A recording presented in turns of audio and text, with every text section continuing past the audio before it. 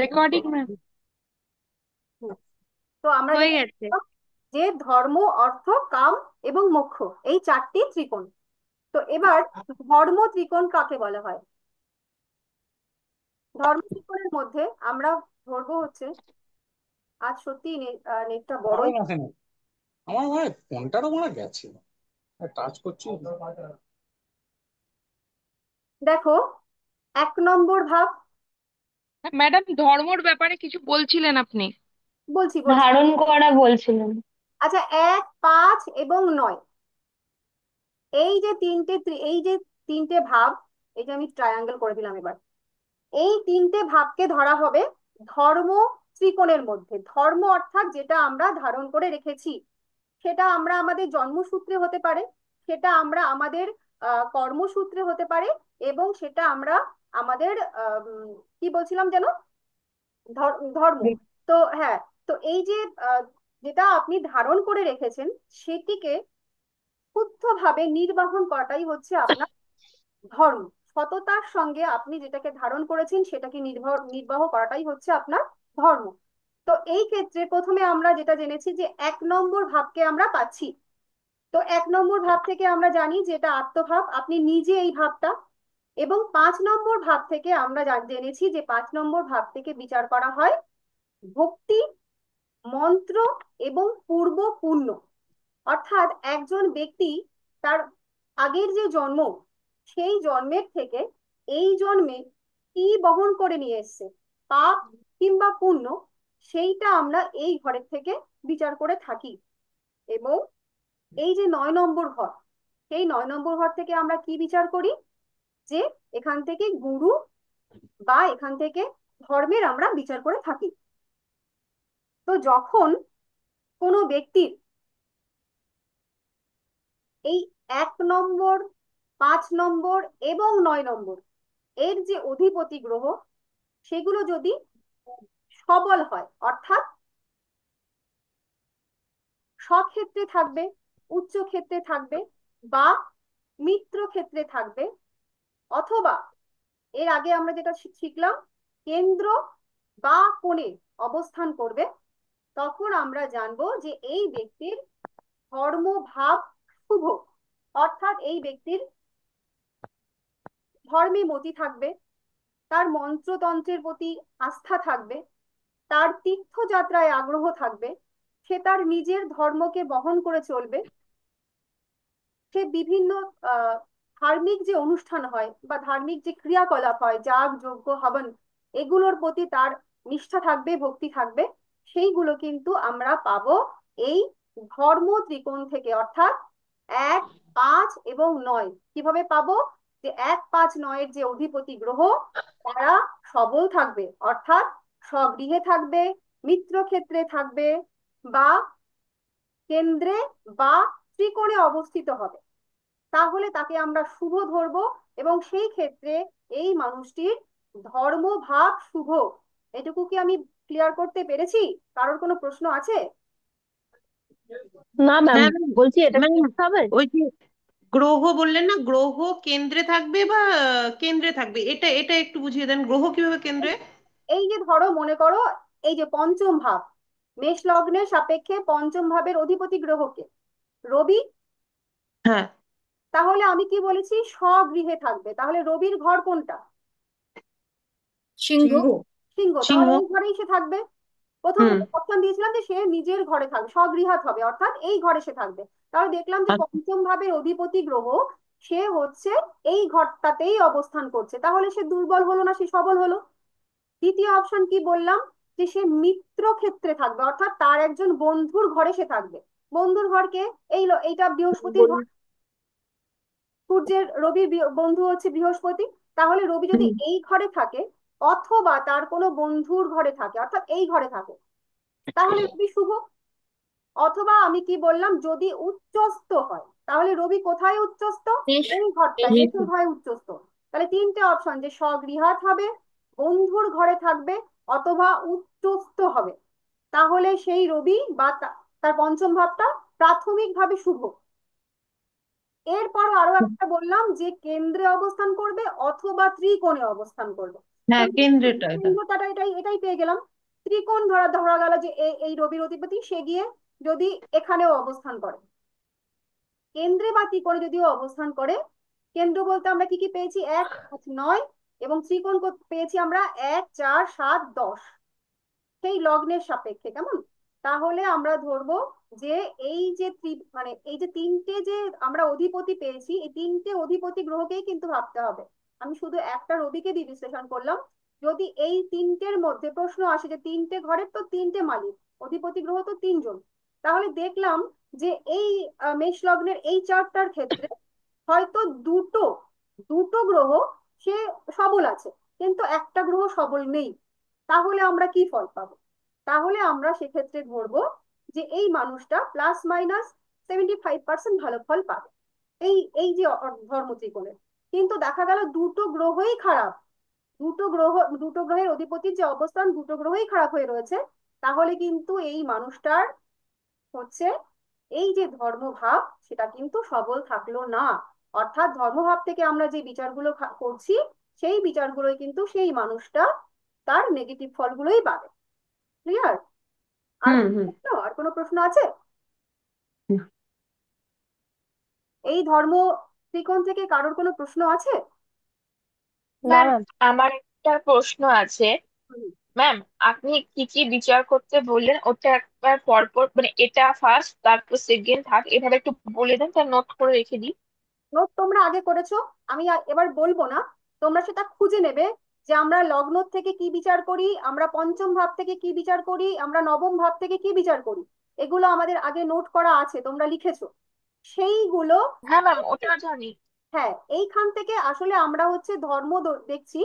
তাহলে একজন মানুষ মানে এখান থেকে যদি একদম এক কথায় তোমাকে শিখতে হয় যে ধর্ম ভাব থেকে আমি কি দেখব, মূলত এক কথায় শিখতে গেলে দেখবো এই মানুষটি ধার্মিক কিনা কিংবা অধার্মিক কিনা, এই মানুষটা মন্ত্রতন্ত্র পুজো পাঠ হাওয়ান ইত্যাদি যজ্ঞ এগুলোই সে বিশ্বাসী কিংবা সে বিশ্বাসী নয়, এই মানুষটা তীর্থস্থানে যেতে পছন্দ করেন কি পছন্দ করেন না, তার কি যে ধর্ম বলতে ধরে নিলাম আমরা এখানে যারা আছি মোটামুটি সনাতনী, তো আমরা সবাই জানি যে তীর্থস্থানে ভগবানের অধিষ্ঠান বা একটা মন্দিরে ভগবান সে থাকেন।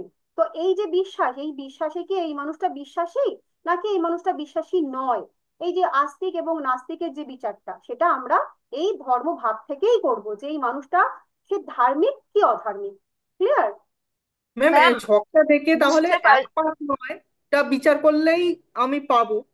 হ্যাঁ, কিভাবে তাহলে আমরা বিচার করব সেটা বলে দিয়েছি যে এই যে তিনটে ঘর তার যে অধিপতি গ্রহ সে যদি স্বগৃহাত হয়, মিত্রক্ষেত্রী হয়, উচ্চস্থ হয়, অথবা কেন্দ্র ত্রিকোণে অবস্থান করে, তাহলে সেই ভাবটা শুভ গেল। হ্যাঁ, ক্লিয়ার? এইবার ম্যাম ধরুন 5 নম্বর ঘরটা সেই স্বগৃহে আছে ধরুন। এবার স্বগৃহে 5 নম্বর কাপ তিনটে জিনিস দেখছি, ওই ধর্মটাও যেমন দেখছি, তেমনি আবার ওই সন্তান প্রেমজ সম্পর্ক আলাদা, ওটা এইগুলো। আলাদা, ওটা আলাদা, আমরা ওটা আজকে আলাদা। শুধু ত্রিকোণটা শিখছি যে ধর্ম হুম, ত্রিকোণ থেকে। ওটা 5 নম্বর ভাবের থেকে তো অনেক কিছু বিচার হয়, তার তো আমরা অনেক হুম, কারকত্ব পেয়েছি, কিন্তু সেটা হুম, যখন আমরা সেই বিচারগুলো করব, পাঁচ হুম। নম্বরের যে কারকত্ব আছে সেগুলোর ক্ষেত্রে আমরা মনে করে করে 5 নম্বর ভাব থেকে বিচার করব। কিন্তু ধর্মের ক্ষেত্রে ধর্ম ত্রিকোণ থেকে একজন ব্যক্তি তার যে ধর্ম সংক্রান্ত তথ্য আমরা বিচার করব যে এই মানুষটা আসলে ধর্ম বিষয় কি, সেটা আমরা বিচার করব কিন্তু ধর্ম ত্রিকোণ থেকে। হলো? ম্যাম একজন মানুষের ধরুন 1 5 নয় মানে হচ্ছে মানে স্বগৃহেই ধরুন গ্রহ বসে আছে এরকম তো নাও হতে পারে। ধরুন 5 নম্বরে স্বগৃহ বসে আছে, 1 নম্বরে স্বগৃহ বসে নেই, আর 9 নম্বরেও শত্রু বসে আছে। 1 আর 9-এ ধরুন শত্রু বসে আছে, 5-এ স্বগৃহ হয়েছে, এইবার সেইটা দেখে। এবার সেটাই আমি বললাম যে এই যদি দুটো ভাব খারাপ হয়, এটা একটু আগেই বলেছি, যদি আচ্ছা দুটো আচ্ছা, হ্যাঁ ভাব হ্যাঁ খারাপ হ্যাঁ হয়, মনে পড়েছে? হুম। হ্যাঁ এটা হ্যাঁ, হবে নিশ্চয়ই নিশ্চয়ই। এইখান থেকে আমাদের বিচার করতে হবে যে যদি বেশিরভাগটা খারাপ হয়, তাহলে এই মানুষটা পূর্ণ বিশ্বাসী হলো না ধর্মের সম্পর্কে, বা সে পূর্ণ আস্থা মানে রাখলো দুর্বল না। হবে। হুম। তার এই ভাবটা দুর্বল হয়ে গেল। কিন্তু যদি দেখি যে না, দুটো ভাব সবল আছে, একটা নেগেটিভ আছে, তাহলে এই মানুষটা ধার্মিক বটে কিন্তু তার মধ্যে একটু কনক্লুশন থাকবে যে সে আহ, ধার্মিক আবার অধার্মিকের মাঝামাঝি। কিন্তু যদি পুরোটাই খারাপ হয়ে যায় তাহলে কিন্তু সেই মানুষটা একেবারেই ধার্মিক হবে না। ঠিক আছে? হলো? আর কিছু প্রশ্ন ধর্ম ত্রিকোণ থেকে? ম্যাডাম, আর একবার বলবেন, আমার ডিসকানেক্ট হয়ে গেছিল পুরোটাই। পুরোটাই তো আরেকবার বলতে পারবো না, অনেকটা পড়া হয়ে গেছে, রেকর্ডিংটা শুনে নিও। ধর্ম ঠিক আছে, ত্রিকোণটা ঠিক আছে। বুঝিয়েছি, এবার আমরা শুরু করব হচ্ছে অর্থ ত্রিকোণ। একজন মানুষের জন্মগ্রহণ করার পরেই প্রথম যে বিষয়টা তারা খুব বেশি চিন্তিত থাকে, আমরা প্রত্যেকেই থাকি, সেটা হচ্ছে আমাদের আয় রোজগার বা ইনকাম পাতি কেমন হবে, আমাদের জীবনে অর্থ ভাবটা কেমন হবে। সেই অর্থ ভাবটা দেখা হয় 2, 6 এবং 10, এই যে ত্রিকোণটা 2 নম্বর, 6 নম্বর এবং 10 নম্বর ভাব থেকে বিচার করা হয় অর্থ ত্রিকোণের। করে নিন, ড্র করে নিন।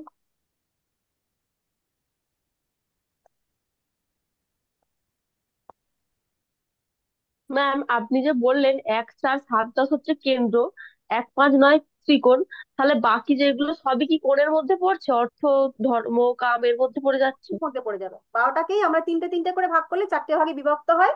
3কে মানে 12কে আমরা 3 দিয়ে ভাগ করলে 4 পাবো হুম। ভাগফল। তো দেখুন 4টেই হুম। হচ্ছে আমাদের ত্রিকোণ হয়েছে, অর্থ, ধর্ম, অর্থ, কাম এবং মোক্ষ, মোক্ষ। এর হুম। মধ্যেই সব পড়ে যাবে। বলছি শোনা গেল না, নেটওয়ার্ক ইস্যুর জন্য শোনা গেল না। কি শুনতে পাননি একটু বলুন। এইটা যেটা বোঝালেন সেটাই শোনা গেল না।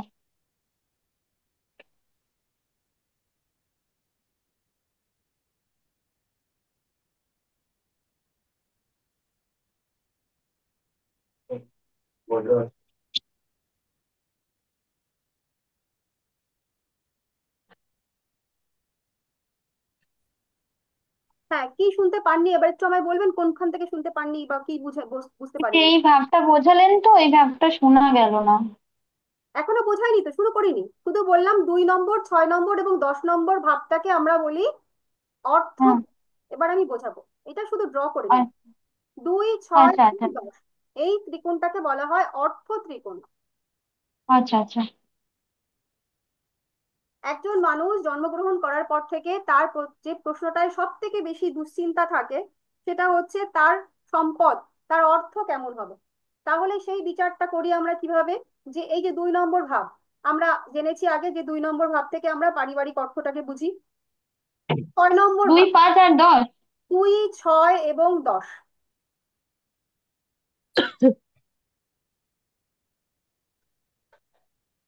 হুম। 6, 10 থ্যাংক ইউ হয়েছে। ম্যাম। হ্যাঁ, এবার হুম হুম আমরা হুম। যেটা জানলাম যে 2 নম্বর ঘর থেকে আমরা কি করি, যে দেখি যে আমাদের পারিবারিক সূত্রে যে ইনকামটা হয়, যে আমরা পৈতৃক সম্পত্তি কতটা জন্মের পরেই যে সম্পত্তি আমরা পেয়েছি, আমাদের ডেইলি ইনকাম, সেটার আমরা বিচার করি 2 নম্বর ভাগ থেকে। তো সেটা হচ্ছে স্বরোজগার, নিজের ইনকাম থেকে আমরা যেটা পাচ্ছি, সেটাও আমরা বিচার করি হচ্ছে 2 নম্বর ভাগ থেকে। তারপর হচ্ছে 6 নম্বর ভাগ। এই এই যে 6 নম্বর ভাগটাকে আমরা, এই যে 6 নম্বর ভাগ থেকে আমরা কিভাবে ইনকাম করতে পারি, 6 নম্বর ঘর থেকে কি ইনকাম হয় আমরা শিখেছি। না ম্যাম, ঋণ হতে পারে। ঋণ হয়, 6 নম্বর ঘর থেকে তো ইনকাম হয় না, তাই না। ম্যাডাম, চাকরি হয় তো 6 নম্বর থেকে। হ্যাঁ, বের করতে হবে। ঠিক এইভাবেই আমরা প্রথম দিন বলেছিলাম যে কনফিউশন বাড়াবো, কনফিউশন থেকে নিজেকে উত্তর বার করতে হবে। 6 নম্বর ঘর থেকে চাকরি হয়। আর কি হুম। হয়, এখান থেকে রোগ হয়। রোগ হলে পরে কি ইনকাম হয়, রোগের থেকে ইনকাম কখনো হতে পারে, কারো কোনো ধারণা হ্যাঁ, আছে। ডাক্তার হলে, ডাক্তার কি হলে, মানে ডাক্তার যদি হয় তার তো রোগী তাহলে ট্রিটমেন্ট যাবে হয়। সেই সার্ভিসের মধ্যে চলে গেল, চাকরির মধ্যে চলে গেল। এছাড়া ডাক্তার রোগ, ম্যাডাম, রোগ ব্যয় হবে তো। ব্যয় হবে, কিন্তু রোগ থেকেও ইনকাম হয়। কখন হয়, যদি কোনো মেডিক্লেম থাকে, তাই তো। হ্যাঁ। হ্যাঁ হ্যাঁ। মেডিসিনের মেডিসিনের মেডিক্লেম বিজনেস। থাকলে সেখান থেকেও আমরা ইনকাম করতে পারি। আর একটা ইনকাম আমরা কিভাবে করতে পারি, যে এখান থেকে আমরা ঋণ হয় শুনেছি, আমরা যদি কোনো রকম লোন করি, তাহলে সেই লোন থেকেও আমাদের ইনকাম হওয়াটা সম্ভব। তাহলে এই যে জাতীয়, এইবার যদি আমরা খুঁজে খুঁজে দেখি যে আহ, যা যা আমরা এর মধ্যে কারকত্ব পেয়েছি, নিজেরা ভেবে ভেবে বের করবো যে এইখান থেকে আমরা এই ঘর থেকে আর কি কি ভাবে ইনকাম করতে পারি। এখান থেকে ইনকাম হলো নিজের ইনকাম, আমরা নিজে ইনকাম করলাম। 6 নম্বর ভাগ থেকে রোগের বিমার থেকে ইনকাম করতে পারি। 6 নম্বর ঘর থেকে আমরা চাকরি করে ইনকাম করতে পারি। 6 নম্বর ঘর থেকে আমরা যেটা বললাম যে যদি রকম কোনো রকম মেডিক্লেম থাকে, সেটা দিয়েও করতে পারি। আর মানে একটা ইনকাম, এনজিও, এলআইসি এগুলোকেও আমরা এখানে ইনক্লুড করতে পারি। এলআইসিটা হচ্ছে 8 নম্বর ঘর, যেটা আপনার নিজের ইনকামের নয়, সেটা 8 নম্বর ঘর, সেটা এখানে হবে না। 6 নম্বরের যে কারকত্ব গুলো আমরা পেয়েছি, সেই কারকত্ব থেকে আমাদের ইনকাম খুঁজে বার করতে হবে। তার মধ্যে কিছু কিছু ইনকাম পাবেন, সবকটাই পাবেন না, কিন্তু এইখান থেকে সেই ইনকামটা আমরা পাবো। কোন রকম প্রতিযোগিতায় আমরা অংশগ্রহণ করলাম, 6 নম্বর ভাব, সেই প্রতিযোগিতাতে আমরা কোনো রকম রিওয়ার্ড পেলাম, সেটাও কিন্তু একটা ইনকাম, তাই তো? ম্যাম, চাকরি যখন এখানে থেকে যখন চাকরি মানে আয় যখন সেখানে চাকরি তো অবশ্যই হবে। তো চাকরিটা যখন কেউ যে সরকারি চাকরি করবে না বেসরকারি ব্যবসা করবে সেটা কিভাবে নির্ণয় করতে হয়? আমি শেখাবো, এখনো তো সেই পর্যন্ত আসিনি, ধৈর্য। সপ্তম ভাব আমরা থেকে হবে আগে তো। শুধুমাত্র শিখছি ম্যাম ধর্ম ত্রিকোণ, এইটা আগে শিখি। চাকরি, বিয়ে, বাচ্চা, প্রেম, বিদেশ যাত্রা, যত প্রশ্ন মানুষের জীবনে হয় সব আমরা পরে পরে শিখবো। হ্যাঁ, আচ্ছা, তো ম্যাম এটাই হলো।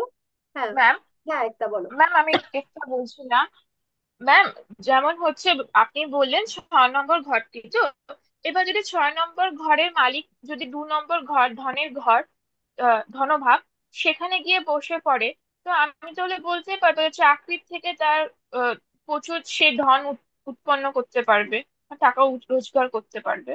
হ্যাঁ, এটা একটা সূত্র।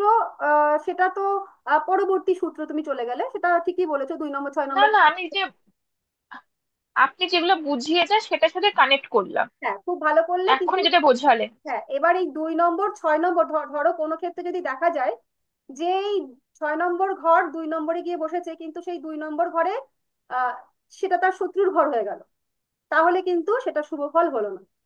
সেটাই আমাদের বিচার করতে হবে, যে 2 6 কানেকশন হলো, কিন্তু সেই ঘরটা কি শত্রুর ঘর হলো, সেটা কি নিচস্থ হয়ে গেল, বা সেরকম কোনো খারাপ কম্বিনেশন কি আমরা সেখানে পেলাম? আচ্ছা, এটা গেল 6 নম্বর থেকে। আর এই যে 10 নম্বর ঘর থেকে তো আমরা মূলত কর্মের বিচারই করি, যে কোনো রকম জীবিকা, সেটা হচ্ছে কর্মের বা যে কোনো রকম কর্ম, এই কর্মের ঘরটাকে আমরা বিচার করব। অর্থাৎ 2 নম্বর, 6 নম্বর এবং 10 নম্বর ঘরের অধিপতি যদি তারা কেন্দ্রে ত্রিকোণে অবস্থান করে, স্বগৃহাত হয়, মিত্র ক্ষেত্রে অবস্থান করে, উচ্চস্থ হয়, তাহলে তার কর্মভাবটা, সরি, এই যে অর্থভাবটা, সেটা হচ্ছে স্ট্রং হয়ে গেল। অর্থাৎ এই মানুষের নাম, যশ, প্রতিপত্তি, হুম, অর্থভাব শুভ। অর্থাৎ এই মানুষটার মোটামুটি ভাবে বলা যেতেই পারে যে এই মানুষটার অর্থের কখনো সেরকম ভাবে কোনো অসুবিধা জীবনে আসবে না, বা অর্থ উপার্জনের ক্ষেত্রে তার কিন্তু খুব বেশি স্ট্রাগল করতে হবে না। অর্থাৎ আমরা যদি একটা চার্ট পেয়ে যাই, কিছুই আমরা বিচার করতে পারিনি, কিছুই আমরা বিচার করতে শিখিনি, তাহলেও যদি আমরা এই যে ত্রিকোণগুলো, 4টে ত্রিকোণ আমরা শিখছি, এখান থেকেও কিন্তু আমরা অনেকটা প্রেডিকশন এভাবে করতে পারি যে আপনার সারা জীবন, আমরা যেমন খুব একটা প্রচলিত কথা শুনি যে মোটা কাপড় মোটা চালের আপনার অসুবিধা কখনোই হবে না, এই ব্যাপারটা মানে এই যে অর্থ ত্রিকোণ যার শুভ, সেই মানুষটার সেই রকম ভাবে অর্থের সমস্যা কোনো রকম ভাবেই হবে না। এটা বলা গেল। প্রথম ধার্মিক অধার্মিক, সেটা আমরা সেটা নিয়ে 2 3টে কথা বলে দিতে পারলাম, যে যদি ধর্মভাবটা তার শুভ হয়, তাহলে আমরা বলতেই পারি যে আপনি মানুষটা আহ মন্ত্র, যাগ, যজ্ঞ, পূজা ইত্যাদিতে বিশ্বাসী, আপনি ধর্মস্থানে যে গেলে শান্তি পান, আপনার ধর্মের প্রতি বিশ্বাস আছে, আপনি কোন রকম পুজো পাঠ করতে পছন্দ করেন, এই কথাগুলো কিন্তু আমরা এই ত্রিকোণের মাধ্যমেও কিন্তু বলে দিতে পারি। তাহলে আমাদের অর্থভাবটা ক্লিয়ার? কোনো প্রশ্ন আছে? তো ম্যাম ঠিক আছে। এবার এখান থেকে আমাদের, ম্যাডাম, ম্যাডাম আমি বলছি যদি এই 2 6 10 ঘরে যদি কোনো নাকি কোনো গ্রহ বসলোই না সেক্ষেত্রে কি হবে, তবে কি দৃষ্টি দিয়ে দেখতে হ্যাঁ, হবে? একদম দৃষ্টি দিয়ে দেখতে হবে। কোনো ঘরে কখনো যদি কেউ না বসে, তখন কোনো না কোনো গ্রহের দৃষ্টি, সেই দৃষ্টিও যদি আমরা খুঁজে না পাই, আমরা নক্ষত্র সম্পর্কে কেবল শিখলাম, অর্থাৎ লাস্ট ক্লাসে আমরা শিখেছি, এরপরে আমরা জানবো দৃষ্টির পরে হচ্ছে নক্ষত্র, এই গ্রহটি কোন, মানে এই যে ভাবটা, এই ভাবের মধ্যে যে দৃষ্টি আছে, বা ওই ভাবের মধ্যে কোন নক্ষত্রের প্রভাব আছে, কোন গ্রহের প্রভাব আছে, এগুলো আমরা আস্তে আস্তে জানতে পারবো। তখন কিন্তু সেগুলো দিয়ে আমরা বিচার করবো। ক্লিয়ার? হ্যাঁ ম্যাডাম। ম্যাম, আমার একটা ঠিক। প্রশ্ন। ম্যাম, আমরা যদি পৈতৃক সম্পত্তিটা দেখতে চাই, পাবো কি পাবো না? সে তো অষ্টম থেকে দেখবো আমরা, 8 নম্বর ঘর থেকে। আচ্ছা আচ্ছা। ম্যাম, যদি কেন্দ্র বা ত্রিকোণ যদি অধিপতি গ্রহ 1 7 4 10 যদি একই প্ল্যানেট হয়ে যায় তাহলে কি হবে? 1 4 7 10 এক প্ল্যানেট হয় কখনো? এক, এক অথবা 10, হ্যাঁ। এক ধরুন হ্যাঁ, হতে পারে তো, হয়ে গিয়ে ওই গ্রহটা তো একটা কোথাও বসবে, হ্যাঁ, কেন্দ্রে এইখানে বসলো। বসবে, সেই ঘরটা আমাদের দেখতে হবে যে ওই গ্রহটার সাপেক্ষে, মানে একটা লগ্ন সাপেক্ষে, প্রথমে আগে লগ্নের বিচার করব, লগ্ন বিচার হ্যাঁ করলে আমাদের জেনেছি, লগ্ন বিচার করলে লগ্নের সাপেক্ষে প্রত্যেকটা গ্রহ শত্রু কিংবা প্রত্যেকটা গ্রহ মিত্রের বিচার হয়। মেষ লগ্নের ক্ষেত্রে যারা যারা শত্রু তারাই তো বিষব লগ্নের ক্ষেত্রে শত্রু নয়, তারাই তো না। মিথুনের ক্ষেত্রে শত্রু নয়। তাহলে আগে আমাদের প্রথমে বিচার করতে হবে লগ্নটাকে, সেই লগ্ন সাপেক্ষে তার শত্রু গ্রহ এবং তার মিত্র গ্রহ আমরা জানবো। এবার যখনই কোনো একটা ভাবে বিচার করছি, পঞ্চম ভাব কিংবা দশম ভাব কিংবা চতুর্থ ভাব, হোয়াট এভার, সেই ভাবটার যে অধিপতি গ্রহ অর্থাৎ মালিক গ্রহ, সে কোথাও একটা গিয়ে বসছে। যে ভাবটাই বসছে সেই ভাবটার মালিককে বা সেই ভাবে আর কোন গ্রহ বসে আছে বা কে দৃষ্টি দিচ্ছে, সেই জায়গাটা যদি কোনো রকম ভাবে খারাপ স্থান হয়, আমরা দুস্থান ইত্যাদি পরে ক্লাসে শিখবো, তাহলে ওই গ্রহটা কিন্তু দুর্বল হয়ে গেল। কিন্তু যদি ওই গ্রহটা সে ত্রিকোণে বসে, সে যদি কেন্দ্রে বসে, সে যদি মিত্র গ্রহে বসে, সে যদি উচ্চস্থ স্থানে বসে, তাহলে ওই গ্রহটা সবল হলো। বোঝাতে পেরেছি? হ্যাঁ, তার হ্যাঁ নেগেটিভ ম্যাম। হলে তাহলে কি খারাপ দেবে? কি কি হলে খারাপ দেবে? মানে ধরুন কারো মিল লগ্ন, হ্যাঁ, এবার মিল লগ্ন অধিপতি বৃহস্পতি, এবার সে কেন্দ্রে বসে আছে দশম ঘরে, তারপর দেখা গেলো যে শত্রু গ্রহ শনি যদি দৃষ্টি দিয়ে রাখে তাহলে কি খারাপ দেবে? হ্যাঁ, সেক্ষেত্রে তো সমস্যা একটু আসবেই। দশম ঘরে বসলাম কিন্তু যদি কোনো খারাপ দৃষ্টি, খারাপ গ্রহের দৃষ্টি পড়ে, তো সেক্ষেত্রে সমস্যা তো একটু আসবে, স্ট্রাগল তো তাকে পেতেই হবে।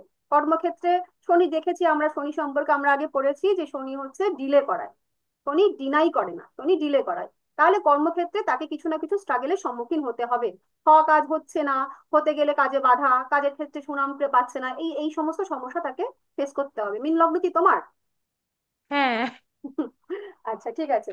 তো ম্যাডাম, ম্যাডাম বলছি যে এই যে ভাবগুলো, ভাবের অধিপতি যেটা বলছেন, ওটা কি যেটা মেষ যেমনি ওই ঘরগুলো তো সেম থাকবে, কিন্তু ভাবের যেটা অধিপতি ওই জায়গাটা কি, মানে ওটা কিভাবে কি করব? একই বিষয়, ধরো এই যে মেষ লগ্ন, তো মেষ লগ্নের এই ঘরটা 6 নম্বর ভাব, তো এই 6 নম্বর ভাবের মালিক কে? বুধ। 6 নম্বর ভাবের বুধ। বুধ। সেই হ্যাঁ। তার কথাই বলা হচ্ছে, এই অধিপতি ও বুঝলাম, মানে ওই ঘরগুলোর যে মানে মালিক গ্রহ, গ্রহ। হ্যাঁ মালিক গ্রহ সেইগুলো, আবার সেই জায়গাতে যদি অন্য গ্রহ বসে তখন তার তার সঙ্গে কথা কানেক্ট বলা করা হচ্ছে হবে। না, তার কথা বলা হচ্ছে না, শুধু আমরা অধিপতি গ্রহগুলোর কথা বলবো। যে এই যে ভাবগুলো, ভাবগুলো কেবলমাত্র ভাবের যে মালিক গ্রহ তাকে আমরা বিচার করবো। এরপরে তো তিনটে ম্যাডাম চারটে পাঁচটা ভাবগুলো গ্রহ তো চেঞ্জ হবে, চেঞ্জ হতে থাকবে ঘরের যারই ভাব মানে হোক। ঘর এটা সাপেক্ষে। মেষের ক্ষেত্রে যেমন কন্যা হয়েছে অর্থাৎ বুধ হলো, সেই রকম ভাবে হুম। যদি বৃষ লগ্ন হয় তার কি হবে? 6 নম্বর তুলা হবে, শুক্র। অর্থাৎ তোলা হবে, শুক্র। হ্যাঁ। তাহলে আমরা শুক্র হ্যাঁ। দেখবো, শুক্র কোথায় বসে আছে। সেই রকম ভাবে যদি মিথুন ও হয়, মিথুনের ক্ষেত্রে 6 নম্বর গ্রহ, গ্রহ গিয়ে দেখবো এটা বুঝলাম বুঝলাম। তার যে হুম অধিপতি গ্রহ অর্থাৎ কিনা মঙ্গল, সে কোথায় বসে আছে। হুম, মানে মেন যে যিনি আছেন ম্যাম অধিপতি এটা গ্রহ, তিনি কোথায় বসে আছেন ম্যাম সেটা এটা আমাদেরকে রাশি দেখতে সাপেক্ষে হবে। দেখবো না লগ্ন সাপেক্ষে দেখবো লগ্ন, ম্যাম? লগ্ন রাশি সাপেক্ষে কোনো এখন বিচার হবে না, সবই লগ্ন। রাশি আচ্ছা সাপেক্ষে আচ্ছা বিচার মূলত সেরকম ভাবে হয় না, আমরা মূলত রাশি লগ্ন সাপেক্ষেই বিচার করি। রাশি সাপেক্ষে বিচার করি যখন ওই সাড়ে সাতি টাতি হয় তখন। ঠিক আছে। আচ্ছা সব ম্যাম, বিচার এই যে লগ্ন বিভিন্ন সাপেক্ষে। পরের ঘর। বর্তমান গ্রহের যে ট্রানজিট গুলো ওগুলো হয়, হবে না এখন, ওই সমস্ত না আলোচনা ওগুলো করতে কি আসবে। রাশি সাপেক্ষে বিচার হয় এটাই জিজ্ঞেস না করছি। না, ট্রানজিট লগ্ন, লগ্ন সাপেক্ষে, শুধু সাড়ে সাতির বিচারটা হয় রাশি সাপেক্ষে। ঠিক আছে। আর ঢাইয়ার। হুম হুম। আচ্ছা, তাহলে আমরা পরের এই হলো অর্থ ত্রিকোণ ক্লিয়ার হয়েছে। হ্যাঁ হ্যাঁ হ্যাঁ। ম্যাম। এবার কাম ত্রিকোণ। 3 7 11। 3 7 আর 11। তাহলে কাম, কাম কথার অর্থ কি? কাম কথার অর্থ হচ্ছে কামনা বাসনা, অর্থাৎ আমরা যা চাই। কাম কথার অর্থ কিন্তু কেবলমাত্র যৌন চাহিদা নয়, কাম কথার অর্থ হচ্ছে কামনা।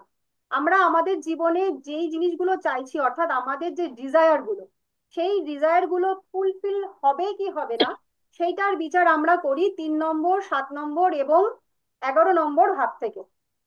3 নম্বর ভাব থেকে আমরা জেনেছিলাম যে এই ঘরটা হচ্ছে জয়ের ভাব, এখান থেকে আমরা জয় মানে নিজেরা জয় করব, জয় প্রাপ্ত হব কি হব না সেটার বিচার করি। এখানে সাহস, এখানে পরাক্রম, বিক্রমতা, এগুলোর বিচার আমরা 3 নম্বর ভাব থেকে করি। অর্থাৎ জয়ের জন্য যে আমাদের আকাঙ্ক্ষাটা তৈরি হয় যে আমি উইন করব, আমি উইনার হব, এই যে কামনাটা, এই যে বাসনাটা যে আমি সাকসেস পাবো, এর বাসনাটার আহ, বিচারটা আমরা কিন্তু করব হচ্ছে প্রথম ভাবটা হচ্ছে এই ভাবটা, অর্থাৎ 3 নম্বর ভাব। তারপরে আসবে 7 নম্বর ভাব, আমাদের উল্টো দিকের মানুষটা, আমাদের যে পার্টনার হবে, আমাদের যে যৌন সঙ্গী হবে, তার কাছ থেকে আমাদের একটা চাওয়া পাওয়া তৈরি হয়। সেইখান থেকে যে পাওনাটা, সেই পাওনাটা আমাদের কেমন হবে তার বিচার করব আমরা এই 7 নম্বর ভাব থেকে। এবং 11 নম্বর ভাব, এখান থেকে তো আমরা মূলত জানি যে এটা হচ্ছে প্রাপ্তির ঘর, অর্থাৎ আমাদের সার্বিকভাবে যা কিছু চাওয়া পাওয়া তা কতটা পূর্ণ হবে কতটা পূর্ণ হবে না, সেই বিচারটা কিন্তু আমরা করি হচ্ছে এই 11 নম্বর হাউস থেকে। অর্থাৎ আমাদের যে কামনা, আমাদের যে বাসনা, তার পরিতৃপ্তি কতখানি হবে। আমরা যা জিনিসপত্র চাই আমাদের জীবনে, আমরা যে ড্রিম গুলো দেখি, যেগুলোকে আমরা সাকসেস রূপে আমরা নিজেদেরকে দেখতে চাই, যে এই সব বিষয় আমরা চেয়েছি এবং আমাদের চাহিদাগুলো পূরণ হবে কি হবে না, তার বিচার করি আমরা এই কাম ত্রিকোণ থেকে। অর্থাৎ 3, 7 এবং 11 নম্বর ভাবপতি যদি উচ্চস্থ হয়, যদি স্বগৃহাত হয়, যদি মিত্রক্ষেত্রে অবস্থান করে, যদি কেন্দ্রে এবং ত্রিকোণে অবস্থান করে, তাহলে এই এই ত্রিকোণটি সেটি হচ্ছে শুভ হয়ে গেল। অর্থাৎ সেই ক্ষেত্রে সেই ব্যক্তির চাওয়া পাওয়া গুলো, তার ডিজায়ার পূর্ণ হতে কিন্তু তাকে কম স্ট্রাগল করতে হবে যার দুর্বল হয়েছে তার সাপেক্ষে। যদি কারোর এই ভাবগুলো দুর্বল, এই ত্রিকোণটি দুর্বল হয়ে যায়, তাহলে ব্যক্তি যা চাইছে সেটি কিন্তু তার পূর্ণতা পাবে না। কিন্তু যদি এই ত্রিকোণটি শুভ থাকে, তাহলে ওই মানুষটির নিজের জীবন সম্পর্কে যা কামনা বাসনা ইত্যাদি আছে সেগুলো কিন্তু তার পূরণ হবে। এইটা নিয়ে আর কোনো কোনো প্রশ্ন?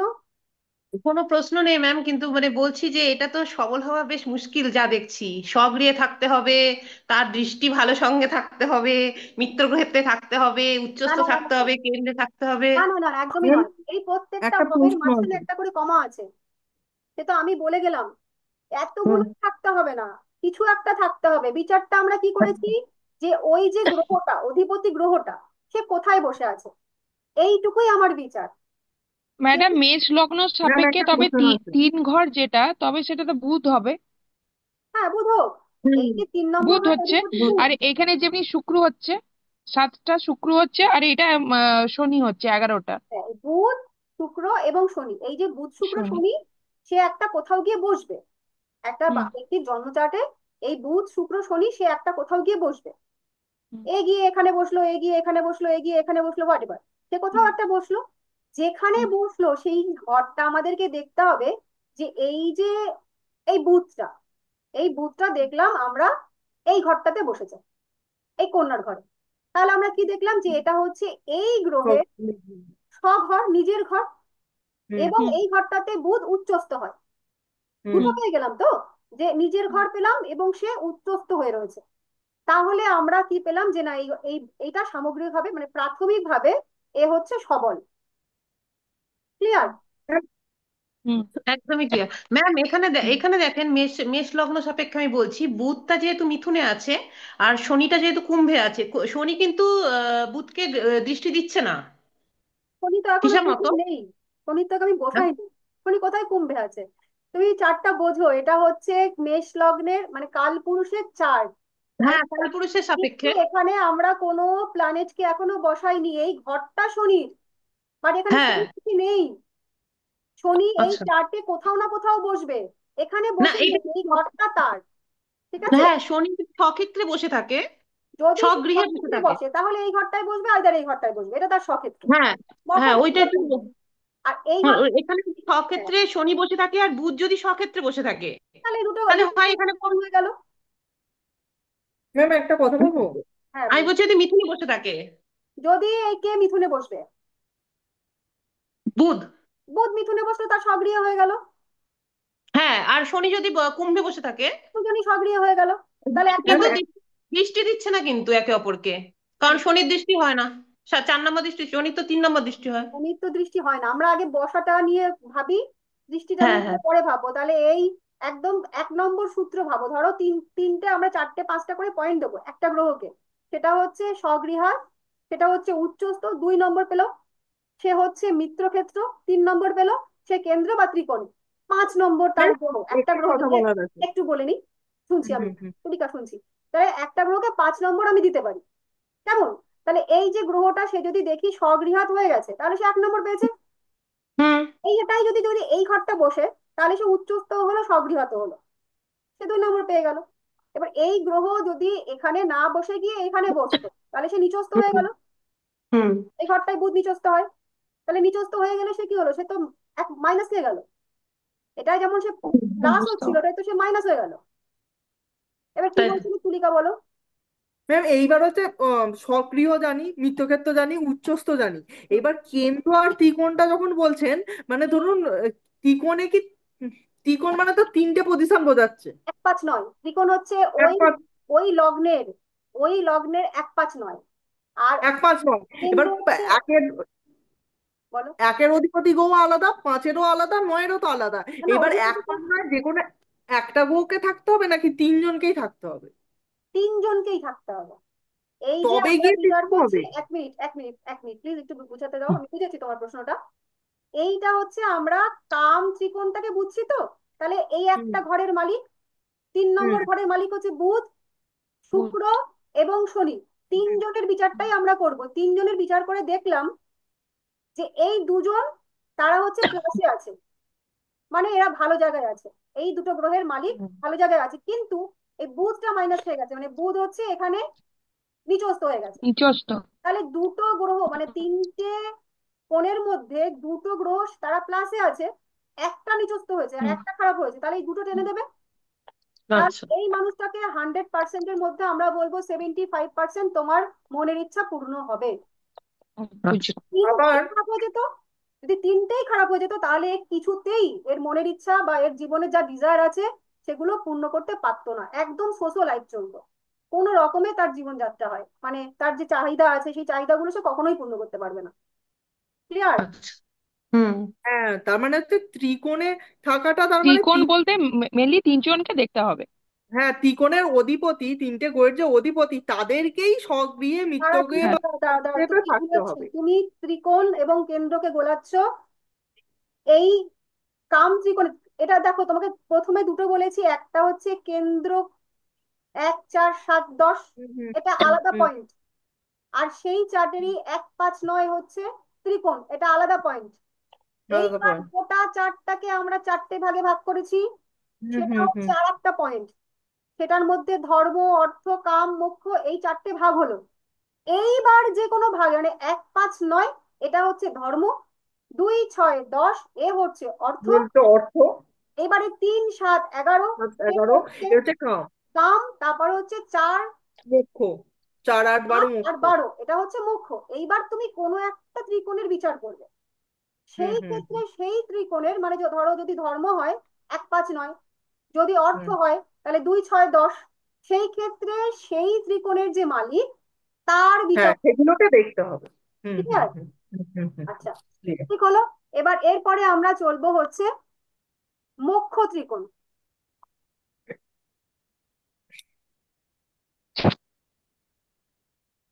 মোক্ষ ত্রিকোণে আমরা কি জানলাম, যে এক, সরি, মোক্ষ ত্রিকোণে জানলাম আমরা 4, 8, 12।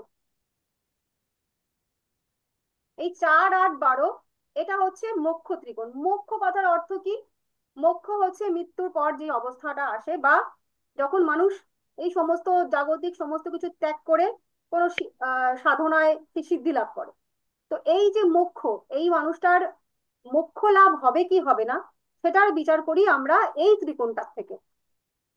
4 নম্বর ঘর থেকে আমরা জেনেছি, 4 নম্বর ঘর থেকে একজন মানুষের মানসিকতা হয়, যে মানুষটা কি ধরনের মাইন্ডসেট সে ক্যারি করে চলেছে। সেই মানুষটার মধ্যে যদি এমন মানসিকতা থাকে যে সে মানুষটা আধ্যাত্মিক, এবং এই মোক্ষ কথার সার্বিক একটা অর্থ, সেটা হচ্ছে মুক্তি। তাহলে মাতৃ জঠর থেকে, মায়ের পেটের থেকে আমরা প্রথম লাভ করি মুক্তি কখন, যখন আমরা ভূমিষ্ঠ হই। এই 4 নম্বর হাউস থেকে তার বিচার হয় যখন আমরা মায়ের জঠর থেকে এখানে প্রবেশ করলাম। এইখানে আমাদের প্রথম মুক্তি হলো, সেই আমরা একটা অন্ধকার, একটা কেমন পরিস্থিতির মধ্যে, যেখানে আলো ছিল না, বাতাস ছিল না, সেই একটা যে আবদ্ধ অবস্থা ছিল, সেই আবদ্ধ অবস্থা থেকে প্রথম মুক্তি হলো আমাদের এই হাউস, 4 নম্বর হাউস। এবং এই হাউস থেকেই মানুষটার মানসিকতা, মনের গঠন, সে ধার্মিক হবে কি হবে না, সে আধ্যাত্মিক হবে কি হবে না, তার মানসিকতাটা আমরা এই ঘর থেকে বিচার করছি। তারপর আমরা চলে আসছি এই যে 8 নম্বর ঘর। এই 8 নম্বর ঘর থেকে আমরা বিচার করি যা কিছু গুপ্ত আছে। গুপ্ত মানে সেটা তো আবদ্ধ, তার মুক্তি নয়। যদি মুক্ত হয়ে যেত, যদি সেটা ওপেন হয়ে যেত, তাহলে সেটা আর কি হতো, তাহলে আর সেটা গুপ্ত থাকতো না। তাহলে এইখানেও গুপ্ত অবস্থার মুক্তি, সেই মুক্তিটা আমরা পাচ্ছি এই 8 নম্বর ঘর থেকে। তাহলে এখানে একটা প্রথম মুক্তি পেলাম, আমরা জন্মগ্রহণ করে মাতৃ জঠরের থেকে মুক্তি পেলাম। এবং এই ঘর থেকে আমরা কি করছি, সমস্ত গোপন যা কিছু গুপ্ত, তার যে মুক্ত আকৃতি বা মুক্ত আকার, সেই গোপনীয়তাটাকে আমরা ক্র্যাক করতে পারছি বলেই এখানে কিন্তু তার একটা মুক্তি ঘটছে। এটা এই ঘর থেকে আমাদের দেখা হয় যে মৃত্যু এবং মৃত্যুর কারণ, কতদিন বাঁচবে একটা মানুষ, তার আয়ু কি আছে, সেই সমস্ত বিচার কিন্তু আমরা এই 8 নম্বর ঘর থেকে করি, তাই তো? আচ্ছা, এবার এই মৃত্যু হয়ে গেল, আমরা একটা জানলাম যে মৃত্যুর পর মানুষটার মোক্ষ প্রাপ্তি হবে কি হবে না। মানে মোক্ষ কথার অর্থ যে মানুষটা মৃত্যুর পর আর এই পৃথিবীতে ফিরে আসবে না। সেই মানুষটা তার কর্ম অনুযায়ী বিষ্ণুলোক বা আহ, যা কিছু ওই স্বর্গ ইত্যাদি তার যে প্রাপ্তি, সেই প্রাপ্তিটা তার হবে কিনা। তাহলে এই ঘরের থেকে এই ঘরে যখন আমরা যাচ্ছি, 12 নম্বর ঘর থেকে আমরা সেই মোক্ষের বিচার করি। এবং এই মোক্ষের বিচার থেকে আমরা জানতে পারলাম যে এই ঘর থেকে যে তার অবস্থান, সেই ঘর থেকে আমরা বিচার করব যে এই মানুষটা কি মৃত্যুর পর আর এই পৃথিবীতে ফিরে আসবে কিনা। তার বিচারটা আমরা এই 12 নম্বর ঘর থেকে করি। মূলত এখানে যদি বৃহস্পতি, কেতু, শনি থাকে, সেই সব ক্ষেত্রে ধরা হয় যে এই মানুষটা মোক্ষ প্রাপ্তি হয়। কেতুটাকে বিশেষ করে ধরা হয় যে 12 নম্বর হাউসে যাদের হচ্ছে কেতু থাকে, তারা মোক্ষ প্রাপ্ত হয়। ম্যাম যদি রাহু থাকে? রাহু থাকলে তো অ্যাট্রাকশন, রাহু হচ্ছে সমস্ত কিছুকে টেনে টেনে নিয়ে রাখে, আর কেতু হচ্ছে বিচ্ছেদ করে দেয়। আর বৃহস্পতি থাকলে ম্যাম? হ্যাঁ, বললাম তো, এটার একটা শর্ত আছে, যদি না সে কোনো রকম ভাবে পীড়িত হয়, পাপপীড়িত হয়, তাহলে বৃহস্পতি, কেতু এবং শনিকে ধরা হয়। এখানে থাকলে পরে ওই ব্যক্তির মোক্ষ প্রাপ্ত হয়, মূলত কেতুকে ধরা হয়। ঠিক আছে? তো এইবার আমরা কি পেলাম যে এই 4টি ঘরের যে অধিপতি গ্রহ, যে 4 নম্বর ঘর, 8 নম্বর ঘর এবং 12 নম্বর ঘর, এই 4টি ঘরের যে অধিপতি গ্রহ, তার অবস্থান, অর্থাৎ সে স্বগৃহাত কিনা, সে মিত্রক্ষেত্রী কিনা, সে উচ্চস্থ কিনা, এবং সে কেন্দ্র বা ত্রিকোণে অবস্থান করছে কিনা। যদি হয় তাহলে এই ব্যক্তির মুখ্য ত্রিকোণ সেটি শুভ। কিন্তু যদি সেটি পজিটিভলি না হয়, তাহলে সেই মানুষটার মুখ্য ত্রিকোণটা হচ্ছে অশুভ, বা তার সেই মোক্ষ প্রাপ্তিটা হলো না। এই বিচার আমরা যেটা শিখলাম যে 4খানা তাহলে ত্রিকোণ, একটা হচ্ছে ধর্ম, একটা হচ্ছে অর্থ, একটা হচ্ছে কাম, এবং একটা মোক্ষ। এই 4টি মোক্ষ থেকে মোটামুটি আমরা কিছু প্রেডিকশন করে ফেলতেই পারি, পারি তো? হুম। এবার ম্যাম একটা কথা বলবো।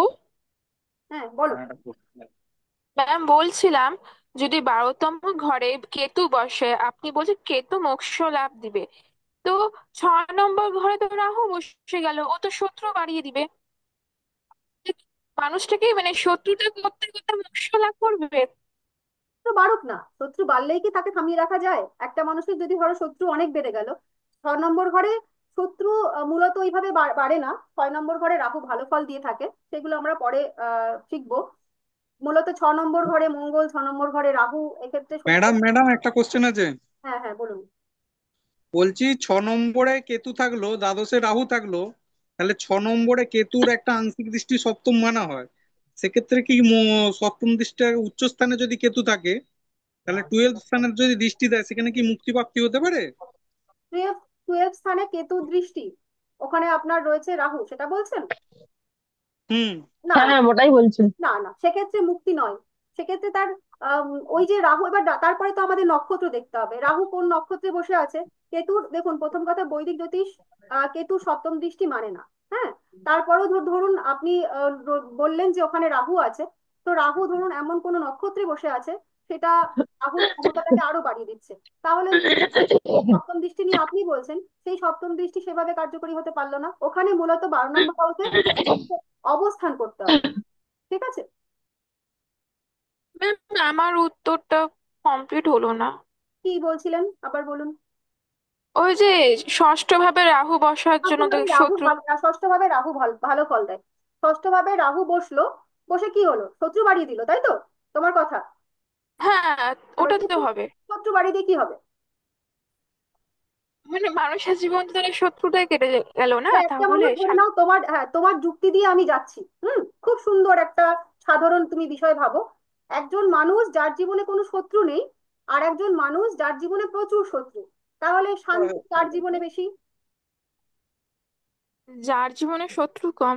তাহলে তার জীবনে শত্রু কম। এবার যে মানুষটা প্রতিনিয়ত শত্রু দ্বারা জর্জরিত হচ্ছে, তার প্রত্যেকটা মুহূর্তে শত্রুকে তার পরাজিত করতে করতে তার জীবনী শক্তিটা হ্রাস পাচ্ছে, তার কি আর এই জগতের প্রতি, যার জীবনে কোনো রকম শত্রু নেই, তার যে যতটা টান আছে, আর যার জীবনে অনেক বেশি শত্রু, তার কি সেই টানটা থাকবে এই জগতের প্রতি? ঠিক। বলো, তুমি বলো, থাকবে কি? শুনতে পেলাম না, পুরোটা মিউট হয়ে গেল। বলছি, ধরো যে মানুষটার জীবনে কোনো শত্রু নেই, সেই মানুষটার পৃথিবীর প্রতি যে টানটা, এই জগতের প্রতি যে টানটা, আর যেই মানুষটা প্রতি মুহূর্তে হ্যাঁ, শক্তিকে পরাজয় করে চলে চলে চলতে গিয়ে তার নিজের জীবনী শক্তিটাকে ক্ষয় করতে হচ্ছে, সেই মানুষটার কি প্রথম হ্যাঁ। মানুষটার মতন এই পৃথিবীর উপর টান থাকবে? তার তো প্রত্যেক মুহূর্তে না ম্যাম, না তো। মরে গেলেই বাঁচি, আমার আর এই জীবন রাখতে ইচ্ছে করে না, আমি আর এখানে ফিরতে চাই না, হে ভগবান আমাকে আর এই পৃথিবীতে পাঠিও না, বলবে তো? অবশ্যই। ব্যাস। হ্যাঁ ম্যাম, অবশ্যই। তো বিচারগুলো না ও এত, আচ্ছা আচ্ছা, বিচারগুলো এইভাবে হয় না, এত সহজে এই বিচারগুলো হয় না। বিচারগুলো আরো সূক্ষ্ম, এটা তোমার কথার প্রসঙ্গে আমি বললাম। বিচারগুলো আরো সূক্ষ্ম। এইবার আমরা যখন আহ দুস্থান, উপজয় স্থান ইত্যাদি গুলো শিখবো, তখন তুমি আরো ক্লিয়ারলি বুঝবে। তো মোটামুটি আমরা আজ যেটা শিখলাম, 4টে ত্রিকোণ, আর যেটা শিখলাম আমরা সেটা হচ্ছে কেন্দ্র এবং ত্রিকোণ। তো এই নিয়ে আমরা পড়াশোনাটা করব।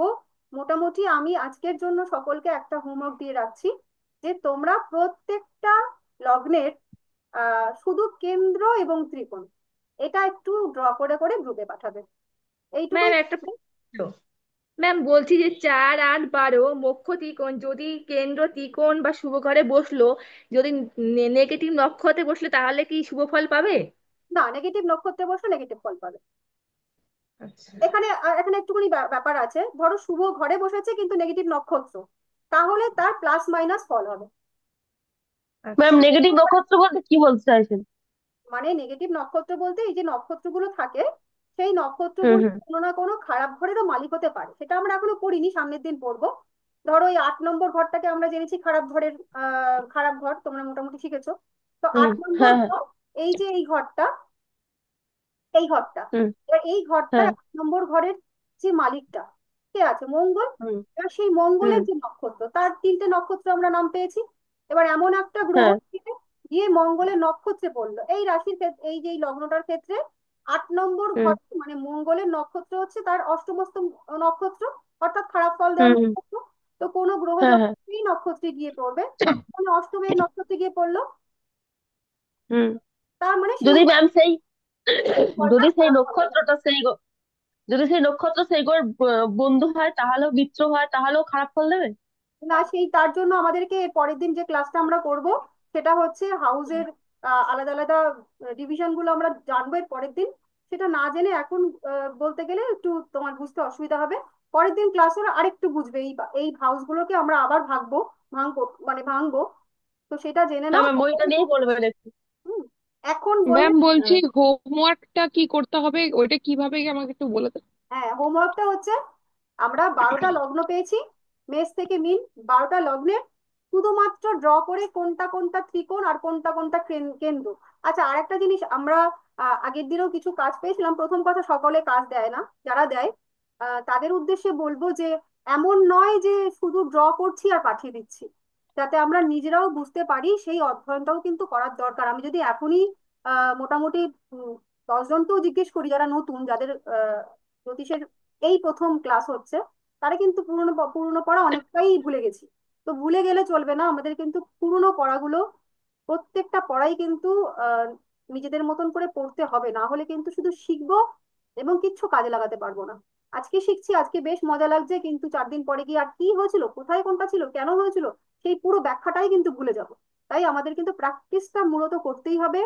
আর সবাইকে অনুরোধ করব যে একটু অ্যাক্টিভ থাকুন। আপনাদের মূল্যবান সময় আপনারা ইনভেস্ট করে একটা যখন শাস্ত্র শিখছেন, সেইটার প্রতি একটু ডেডিকেটেড থাকুন। প্রত্যেকে চেষ্টা করবেন আহ এই হোমওয়ার্ক গুলো দেওয়ার, যারা ম্যাডাম পেয়ে গেছেন। ম্যাডাম ত্রিকোণের মধ্যে কি ধর্ম অর্থ কাম এটা কিভাবে না করব? না না, এগুলো বলতে হবে না, 1 5 নয়, প্রত্যেকটা লগ্ন সাপেক্ষে 1 5 9 এটা হচ্ছে ত্রিকোণ, আর 1 4 7 10 এটা হচ্ছে কেন্দ্র। শুধু এইটুকুই ড্র করো, তাহলেই হবে। ঠিক ঠিক আছে। ঠিক আছে? আর কারো এক কোনো পাঁচ প্রশ্ন? ধর্ম ত্রিকোণ হলো ম্যাম। না না, ধর ওই ভাগে যেতে হবে না, প্রথমে যেটা আচ্ছা করেছি কেন্দ্র এবং ত্রিকোণ, শুধু এইটুকুই ড্র, আর কিছু করতে হবে না, ভাগ আর করতে হবে না। ভাগ তোমরা নিজেরা বুঝে নিলেই হবে যে কোনটা অর্থ কোনটা, এটা মনে রেখে দেবে। এই এই লেখাগুলো কিভাবে লিখবে আমি একটু বলে দিই। সেটা হচ্ছে, প্রথমে লিখে নিও ধর্ম, ধর্ম লেখার পরে 1 5 9 পাশে লিখে দেবে। তারপরে অর্থ 2 6 10, তারপরে কাম 3 7 11, তারপরে মোক্ষ 4 8 12। এই যে নাম্বারগুলো, এই নাম্বারগুলো যেন ঠোঁটস্থ থাকে, প্রত্যেকের যেন এই নাম্বারগুলো ঠোঁটস্থ থাকে। যে আমি একটা মানুষের আহ দেখতে চাই যে সে মানুষটা ধনভাবটা কেমন, তাহলে কি কি ভাব ধরবো, কি কি ভাব ভাববো, এটা যেন আমাকে অনেকক্ষণ ধরে ভাবতে না হয়। কেমন? হুম। আচ্ছা, তাহলে আমরা আজকের ক্লাস এই পর্যন্তই। আর এরপরেও যদি কারোর কোনো রকম প্রশ্ন থাকে, তো সেই গ্রুপে আহ যোগাযোগ করবে। কেমন? সকলকে শুভরাত্রি। আমাদের এখানে ঝড় উঠে গেছে, তোমাদেরকেও ঝড়ের আমাদের হ্যাঁ ম্যাম। হ্যাঁ হ্যাঁ হ্যাঁ, হ্যাঁ চলো। ম্যাম, সব জায়গাতেই হচ্ছে। ম্যাম বোলপুরে বৃষ্টি হচ্ছে। বাবা। এখানেও সম্ভবত হচ্ছে, অবশ্য বন্ধ করে